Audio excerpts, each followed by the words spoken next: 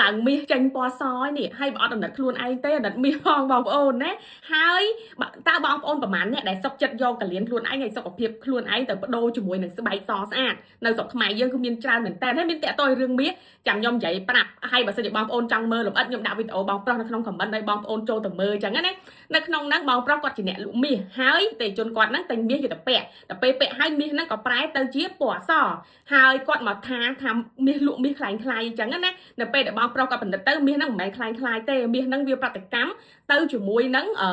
បារ៉ត Mercury ទៅវាធ្វើឲ្យវាពណ៌សវាប្រតិកម្មវាអុកស៊ីតកម្មអញ្ចឹងដឹងប្រតិកម្មកើតឡើងដោយសារអីអត់ពាក់នឹងដៃហ្នឹងដោយសារលេលាបធ្វើឲ្យសហើយនេះបារ៉តខ្លាំងណាស់មកដល់ថ្នាក់មាសឡើងស្លេកបើសិនជាម៉មវាដល់ថ្នាក់ហ្នឹងទេគ្រោះថ្នាក់មែនតើបងប្អូនហើយក្នុងវីដេអូហ្នឹងផងដែរបងប្រុសក៏បានធ្វើពិសោធន៍ឲ្យមើលដែរគាត់ចាក់បំបែកបារ៉តចេញពីតែម៉ែតហើយយកមាសទៅដាក់ចឹងទៅឃើញមាសហ្នឹងវាចេញសអញ្ចឹងមែនពូវាអុកស៊ីតកម្មវាប្រតិកម្មប៉ុន្តែខ្ញុំចង់និយាយមួយបងប្រុសគួរពាក់ស្រោមដៃពូបារ៉តវាមានគ្រោះថ្នាក់ទៅដល់សុខភាពប៉ះពាល់ដល់សុខភាពច្រើនឥឡូវខ្ញុំនិយាយរឿងបងប្អូនដែលយកលាបលេធ្វើឲ្យសទៅមានបារ៉តខ្លាំងដែលដល់ថ្នាក់មាសសណា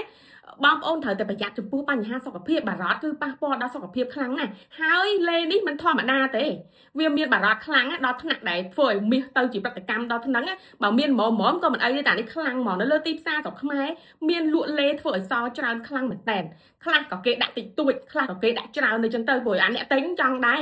3ថ្ងៃស7ថ្ងៃសចឹងគេដាក់អីហើយតាមពិតក៏មានគ្រឿងផ្សំដែលជួយស្បែកសដែរតែគ្រឿងផ្សំធម្មជាតិសុវត្ថិភាពអីចឹងណាតែគ្រឿងផ្សំទាំងអស់ហ្នឹងវាថ្លៃហើយវាអត់សូវធ្វើឲ្យសខ្លាំងទេណាដល់ពេលបារ៉តវាថោកវាចំណេញពួកអីគេអត់ប្រើទេវាប៉ះពាល់សុខភាពអញ្ចឹង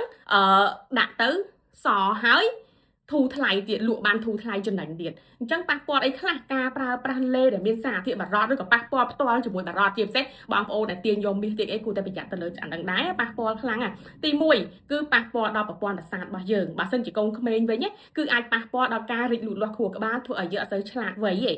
ប៉ះពាល់ដល់ប្រព័ន្ធរំលាយអាហារប៉ះពាល់ដល់ប្រព័ន្ធការពាររាងកាយប៉ះពាល់ដល់សួតប៉ះពាល់ដល់ស្បែកចុងក្រោយធំជាងគេហ្នឹងគឺប៉ះពាល់ដល់កលៀននឹងឯងធ្វើឲ្យខូចកលៀនតែខ្ញុំសួរថាសុខចិត្តយកកលៀនទៅបដូរជាមួយនឹងស្បែកស្អាតអីអ្នកមានផ្ទៃពោះវិញគឺប៉ះពាល់ទៅដល់កូនងាច្រើនមែនតើធ្វើឲ្យខួរក្បាលអត់វៃឆ្លាតការរីកលូតលាស់របស់ក្មេងហ្នឹងមានផលប៉ះពាល់អញ្ចឹងបើយើងអាសាប្រើលេលាយច្រើនធ្វើឲ្យសធ្វើឲ្យអីហ្នឹងហើយយើងចេះតែមានអារម្មណ៍ថាខ្សោយហេវហត់លហិតលហៃណាគួរតែប្រុងប្រយ័ត្ននៅស្រុកគេខ្ញុំធ្លាប់ធ្វើឃើញព័ត៌មានខ្ញុំយកមកថតវីដេអូម្ដងហើយដែលគាត់ហ្នឹងទិញលេពីមិចស៊ីកូលេធ្វើឲ្យសពេលដែលគាត់លាបលេជាប្រចាំទៅគាត់ចេះតែលហិតលហៃហេវហត់អីចឹងណាដល់ពេលគាត់ទៅពេទ្យពិនិត្យមើលមិនចេះតែលហិតលហៃអត់សូវមានកម្លាំងអត់សូវស្រួលខ្លួនជាប្រចាំអញ្ចឹងពិនិត្យមើលទៅគេថានេះមើលបាត់អានេះពុលបារ៉ត Mercury poisoning អញ្ចឹងគាត់ឆ្ងល់ចុះមិនក៏នៅអាមេរិកមាន